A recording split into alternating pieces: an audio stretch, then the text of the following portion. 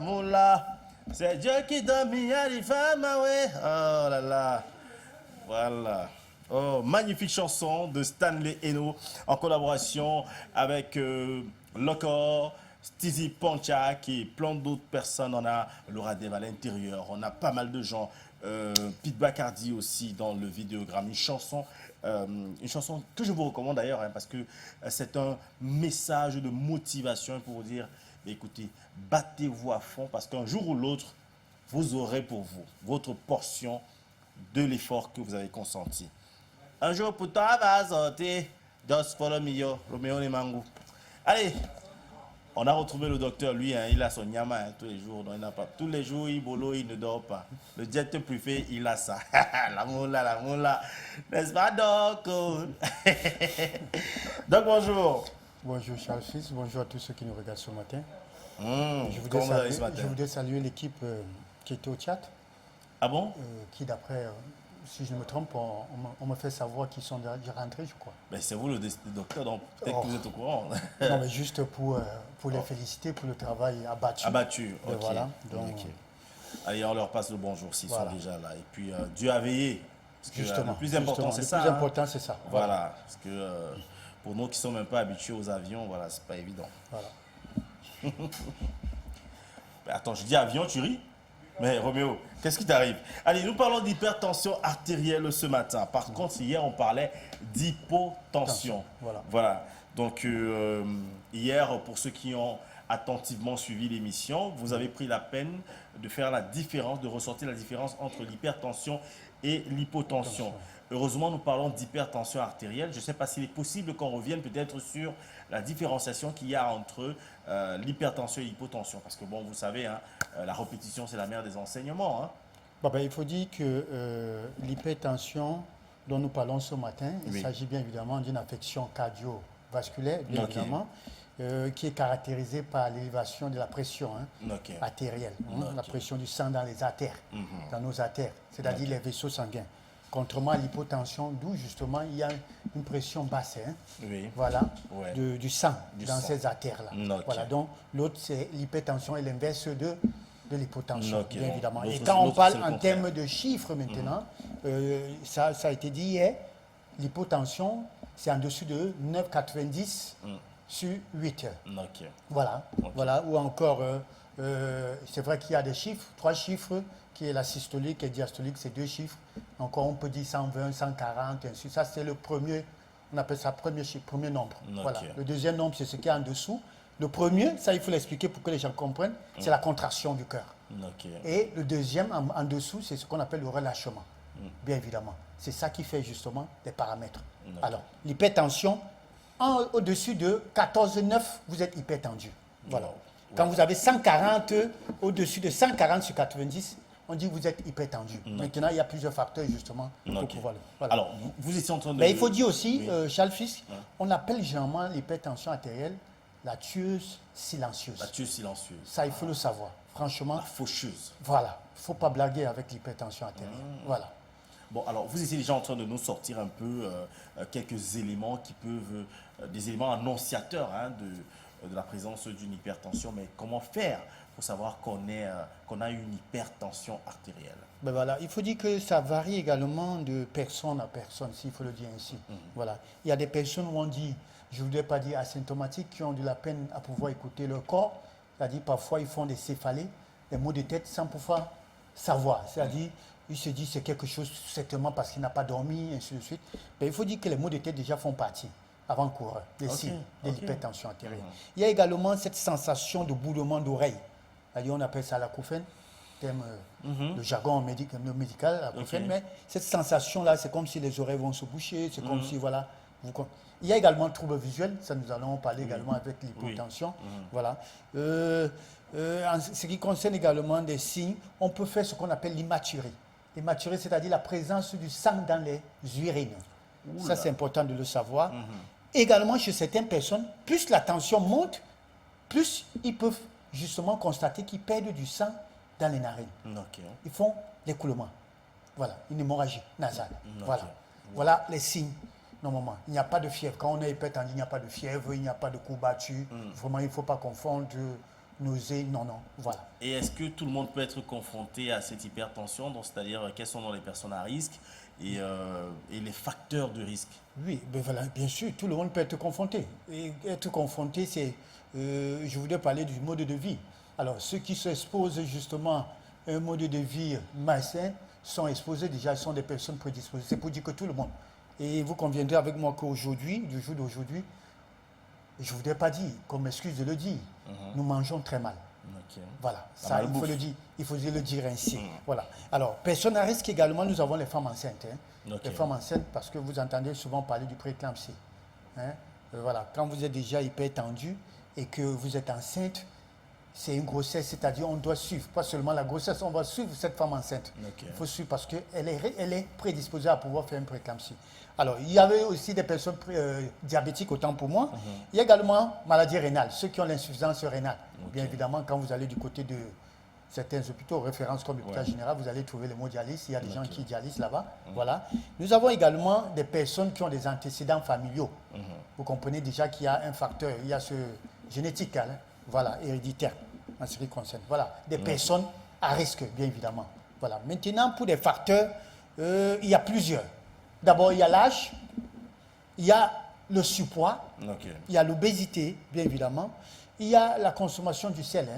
Si vous consommez trop de sel également, et beaucoup de gras, comme la charcuterie, tout ce qui est boulangerie, pâtisserie, tout ça là.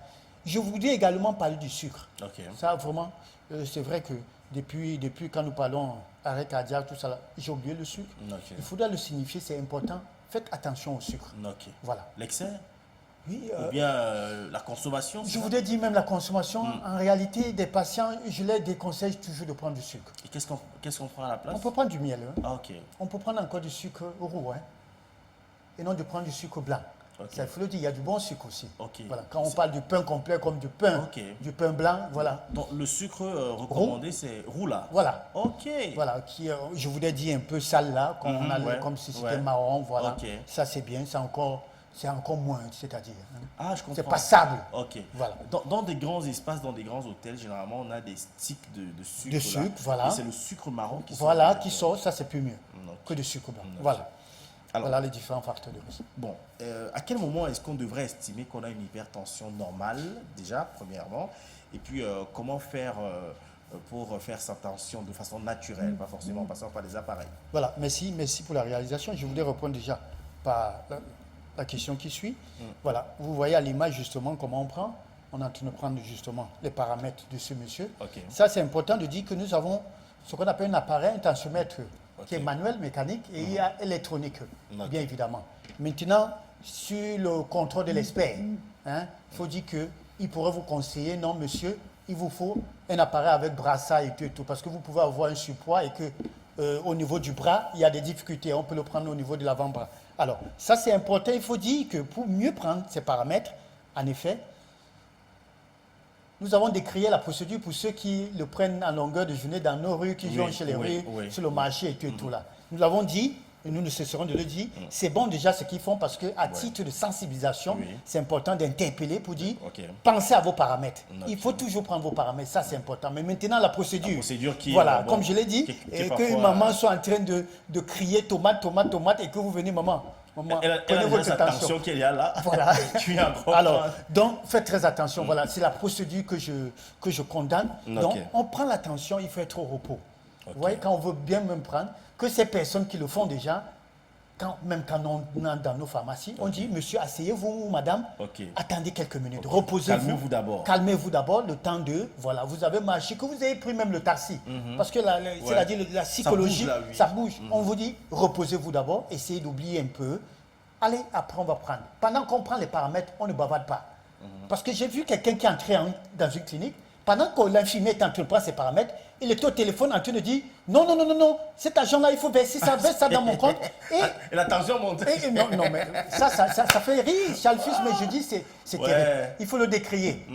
Et quand vous lui faites des reproches, monsieur, calmez-vous, je prends vos paramètres, il peut même vous gronder. Il se fâche encore. Il se fâche même encore. Et maintenant, on voit ici, là, ça bouge. Voilà, là, ça bouge. Donc, il faut dire qu'on prend l'attention, c'est au repos. Vous vous calmez, vous ne bavardez pas. Quand on aurait fini, vous pourrez continuer justement ce que vous avez à faire. Et maintenant, il faut le rappeler on le prend au moins, je dis bien 3 fois. Okay. Ne prenez pas une fois et vous dites, monsieur, votre tension, vous êtes hypertendu, 17, vous avez 17, non. C'est dangereux, il peut choquer même là où il est là. Rassurez-vous de prendre une fois, 2 fois, et pourquoi pas 3 fois, pour pouvoir dire, voilà vos paramètres. Et en ce moment-là, vous l'orientez vers le spécialiste qui est le cardiologue. Ça, c'est important de le savoir. Voilà.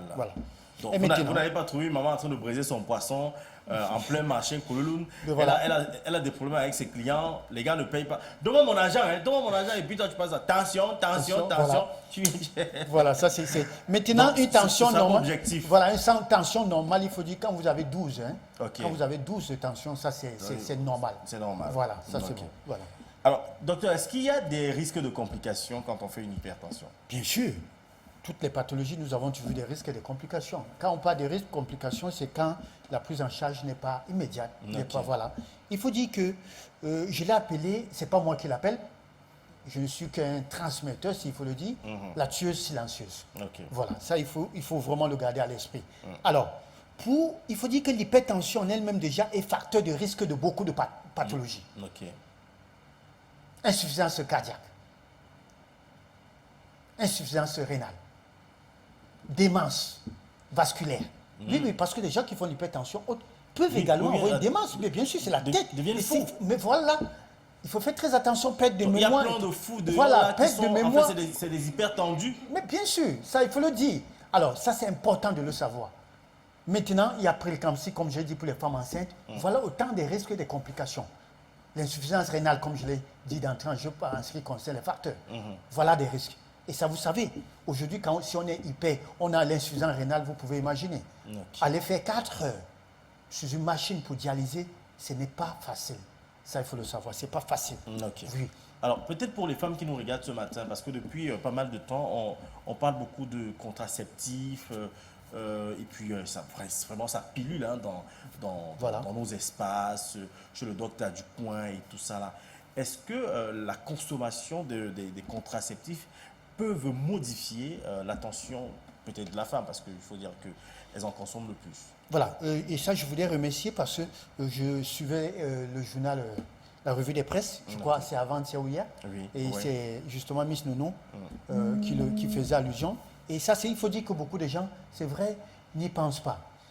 On voit le côté positif tout simplement de la chose. Contraceptif, oui, c'est pour espacer, ça évite de concevoir, ça évite, voilà, tout ça. Je ne dis pas. Je ne suis pas contre les médecins même qui font ce programme ou encore. Mais je vous ai dit, il est bien, il est souhaitable toujours de les faire part du côté également négatif de la chose. Ça, franchement, il faut le dire.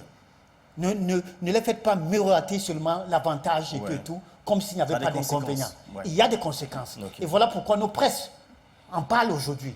Et ça, il faut le dire, je crois que nous aurons l'occasion justement d'arrêter ça comme thématique pour parler des avantages, des inconvénients et tout. Mais il faut dire, en ce qui concerne justement la modification de la tension, c'est dans le but, en ce qui concerne l'hypertension artérielle. Il faut dire, ce n'est pas moi qui le dis, les recherches ont prouvé que toutes ces femmes qui en prennent, justement, se voient avec une hausse de tension artérielle, une élévation de la tension artérielle. Pire encore, pour vous qui en consommez et qui êtes déjà prédisposé, ça veut dire que vous êtes diabétique, vous êtes obèse, vous avez le surpoids, vous avez une hypercholestérolémie, ça c'est très dangereux pour vous.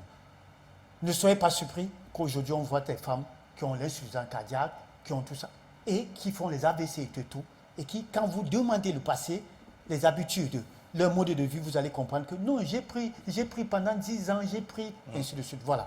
Donc il faut déjà les rappeler ce matin. Faites attention, ça c'est important. En ce qui concerne les pilules. Avec l'hypertension, ça ne fait pas bon ménage. Déjà les pilules qui donnent assez de poids. Mais voilà. Et les femmes là, elles sont toutes tensionnées, je comprends. Voilà. Ça, il faut dire. Mais voilà. Ok. Alors comment faire donc pour baisser sa tension artérielle? Ben voilà, ça c'est important. Il faut dire déjà que quand on a déjà... c'est important déjà de surveiller, de prendre ses paramètres chaque fois, parce qu'il faut le dire que quand vous arrivez même à l'hôpital, la première des choses qu'on fait, avant de rencontrer le médecin, vous allez entrer dans une salle, on appelle la salle d'attente ou bien voilà. Il y a des infirmiers ou encore des aides-soignants, c'est la prise des paramètres. Vous comprenez que c'est incontournable. Un médecin ne saurait vous consulter s'il ne connaît pas vos paramètres. Ça, c'est important. Voilà pourquoi. Alors, aujourd'hui, je dis même, avec la situation qu'on vit aujourd'hui, la Covid, avec tout ce qu'on vit, tout le monde est stressé. Vous comprenez? On vit une psychose et tout, d'où ça peut impacter également sur la tension artérielle. D'où, moi, je conseillerais, chaque ménage devrait avoir un tensiomètre. Ça ne coûte pas cher. Ça ne coûte pas cher plus qu'un casier. Excusez-moi de dire de bien. Voilà, ça ne coûte pas cher. Mais ça court les rues aussi? Mais il y en a. On trouve dans nos pharmacies, aujourd'hui, on trouve des tensiomètres. Contrairement à avant où ça coûtait dans les trentaines, voilà, et tout. Aujourd'hui, ça ne coûte pas cher. Donc, chaque ménage devrait avoir. Je dis, il y a même des gens qui sont malades, mais qui n'ont pas un tensiomètre chez eux. Ça, ce n'est pas normal. Alors, ça, c'est important. Alors, maintenant, comment faire baisser? Je voudrais l'insister. Même le thermomètre, voilà. Alors, je voudrais insister là-dessus, ce qu'on appelle les mesures hygiéno-diététiques. Ça, Charles, je ne cesserai de le dire, que notre santé se trouve dans nos assiettes, dans nos plats. Ça, c'est important de le savoir. Je ne voudrais pas citer une panoplie de pathologies. Que vous avez l'hémorroïde, que vous ayez le cancer, que vous soyez séropositif, que vous ayez les fibromes, tout ça, c'est pareil. Les kystes, je dis encore, c'est l'alimentation. C'est ça la croissance pour les fibromes, c'est ainsi de suite. Ça a un impact. Alors, puisque nous parlons de l'hypertension, il y a des gens qui se mettent à consommer des médicaments et pour eux, ils disent que non, ça va. Ils peuvent manger comme ils veulent. Ils peuvent manger du porc à 5 heures ou à 3 heures du côté de Bépanda, du poisson braisé comme ils veulent, des fritures comme ils veulent. Non, ça je les interpelle ce matin. Faites très attention, les mesures hygiéno-diététiques, c'est le tout premier traitement de toute pathologie. Ça je vous ai dit toute pathologie. Ça permettez-moi de le dire. Que votre aliment soit votre médicament et que votre médicament soit votre aliment. Ça se comprend. Maintenant, en deux, il y a ce qu'on appelle les médicaments. Et ça, je voudrais insister là-dessus. Évitez l'automédication. Quand vous êtes hypertendu, ce n'est pas parce que le médecin a prescrit un médicament qui coûte 19 000 que c'est trop cher, que vous rentrez à la maison, vous allez voir le docteur du quartier, vous dit, ton médicament là, c'est quoi? C'est combien? C'est 500 francs la plaquette? Non. On prend un médicament en tenant compte de plusieurs facteurs. On ne vous prescrit pas un médicament contre l'hypertension n'importe comment. Le cardiologue, le spécialiste sait pourquoi il le prescrit. Donc faites très attention de vouloir changer. Il vaut mieux encore pour vous de dire à votre docteur, je n'ai pas de moyens pour pouvoir m'en procurer pour ce que vous m'avez prescrit parce que c'est cher. Proposez-moi autre chose. C'est important. Ne faites pas l'automédication. Et n'arrêtez jamais de prendre vos médicaments. J'ai dit l'hypertension, c'est facteur de plusieurs pathologies. Quand on le prescrit même, c'est pour prévenir certaines complications. Donc vous devez le prendre à vie.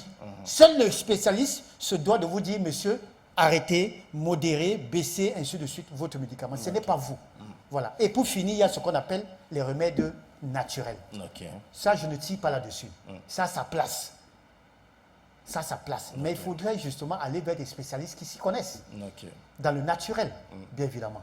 Alors, je voudrais jeter au PAF, c'est comme le vinaigre du cidre, qui est excellent, qui est extrait de pommes de France, qui est excellent pour l'hypertendu. Pour tous ceux qui sont hypertendus, ils peuvent le prendre sans problème. Il y a la betterave. Il y a le fait de marcher sur le soleil. Ne fuyez pas le soleil, vous qui êtes hypertendu. Lui, ça fait baisser, justement. Ça régule. Marcher sous le soleil? Oui, nous sommes en saison sèche. Surtout à Douala, alors. Voilà, alors, ça, je dis, c'est bien. Je ne dis pas l'excès. Voilà. N'allez pas rester sur le soleil. N'allez pas rester sur le soleil. Maintenant, il y a aussi le fait, ça, je voudrais le rappeler, Charles Fix, vous savez, il y a combien de Camerounais qui prennent le petit déjeuner le matin avant d'aller au travail? Il y a certains qui disent que non, ce n'est pas important. Non, je voudrais le rappeler. Tous ceux qui ne prennent pas le petit déjeuner et qui sont hypertendus, qui sont prédisposés, sachez que ça ne vous aide pas. Votre tension serait toujours à la hausse. En prenant votre petit déjeuner, justement, vous arrivez à réguler votre tension. C'est ce qu'on appelle le carburant. Mais précisez vos petits déjeuners. C'est quoi le petit déjeuner? Oui, mais je dis... c'est pas le beignet haricot, ça c'est vrai. C'est vrai. Un hypertendu, justement, doit prendre soit du lait écrémé. Lait écrémé. Oui, il peut prendre la purée, l'avocat qui est cardioprotecteur, qui est bien, une purée, mais... vous savez, il y a des gens qui mettent du cube dans la purée d'avocat. C'est déconseillé. Ou bien du sel. Vous demandez au Maguida de mettre, c'est-à-dire pincer. Ça, c'est important de le dire. Juste pour donner un peu de goût. Voilà. Et vous aromatisez avec l'huile d'olive, avec beaucoup de légumes, c'est-à-dire ça peut être les carottes, ça peut être la tomate d'ailleurs est bien. Voilà, et ça, c'est bon. Avec une tasse, bien évidemment, de lait, ça peut être la citronnelle. Voilà un bon petit déjeuner avec du pain complet. Et c'est bon. Pain voilà. complet. Voilà. Avocat. Oui. Un peu de sel. Un peu. Carottes, tomates, huile d'olive. Voilà, ça c'est bon. Donc, de vous à moi. Oui. On va trouver ça où? On va trouver ça. Mais, non, mais c'est là. Mais voilà, le réalisateur dit que. Oui, voilà, oui, je suis mais je si, vois, voilà. je Oui. vois. Mais Est-ce on- que... Non, en fait, je suis d'accord avec vous. Hein. Oui. Mais je vous avoue que Oui. le fait que les gens tombent malades aussi, hein, Oui. c'est aussi le foirage. Non. Ah, non, pas le foirage, mais Non, non, non, le non. wassa-wassa. Mais, Tu vois un peu, non? Parce que... Charles Fils, permettez-moi de vous répondre. Vous savez, on dit toujours que c'est parce que l'alimentation, le régime. Quand vous voulez parler du régime à un malade, il vous dit, docteur, je veux prendre l'argent où? Non. Le régime en elle-même n'est pas cher. Je vous l'ai dit, quand vous dites ça, est-ce que vous savez que le pauvre, ce que vous voulez Mange dire, plus que le le pauvre riche. mange mieux que le riche? Non, ça je voulais vous Non, dire. Je voulais mieux. décrier, je vous dis mieux. Permettez-moi de le dire. Hein. Ok. Ça je dis avec en connaissance de cause, avec d'expérience. Il y a des gens, excusez-moi, qui ont cet âge, qui ont de l'argent et qui n'arrivent pas à bien manger. À bien manger, ok. Je parle de la qualité. Ok. Hein. Vous pensez si vous prenez le petit déjeuner le matin et que vous accompagnez le petit déjeuner avec du champagne, vous pensez que vous mangez bien? Bon, ça c'est pour ceux qui boivent le champagne. Ben, non, c'est pour ceux qui ont des moyens. Ils vont vous dire qu'ils ont des moyens pour pouvoir le faire. Ben écoute, quand je mange, j'accompagne ça avec un bon vin rouge. Du saucisson et tout et tout. Voilà. Non, mais vous n'avez pas dit. Saucisson fumé. Justement, le pauvre ne pourra pas s'en procurer d'un fromage. Il n'aura pas les moyens de pouvoir prendre un fromage. Ok. Ça, c'est. Mais Voilà. maintenant, le pauvre alors, Oui. quand il se retrouve chez Moussa, pour lui, le petit déjeuner là, Oui. c'est un coup. Non, il peut prendre un C'est-à-dire- œuf. Il peut prendre un œuf, il peut prendre l'omelette, il peut prendre un œuf. Tout simplement. Donc- il peut prendre une tasse de lait. Donc vous savez que Voilà. c'est parce que vous fréquentez les gens, les grands. Moi, je vous parle des gars que moi je vois là. Ouais. Le conseil que vous donnez est un très bon conseil. Oui. Parce qu'il faut avoir une alimentation, une bonne alimentation. En fait, disons une habitude alimentaire. Très bien. C'est bien Quand dit. vous parlez de petit déjeuner. Voilà. Mais quand vous arrivez chez Moussa, beaucoup de gens dans leur tête, c'est que le petit déjeuner, ce que tu vous appelles petit déjeuner, là, c'est le grand déjeuner. Oui. Vous voyez, non? Voilà C'est-à-dire, pourquoi on les sensibilise. voilà, c'est-à-dire un coup sort, un bus sort. Donc, comme tu as mangé là, peut-être c'est encore peut-être jusqu'à 20h en espérant Voilà. que tu vas manger. Donc, quand le gars arrive, là, il a peut-être ses 1000 francs. Quand il s'assoit, là, vous trouvez dans les cafés, c'est plein, bondé de monde. Voilà. Papa, maman, tout le monde. Quand on dit avocat, on met l'avocat, on met l'oignon, la tomate, on met le lait, On met du vinaigre.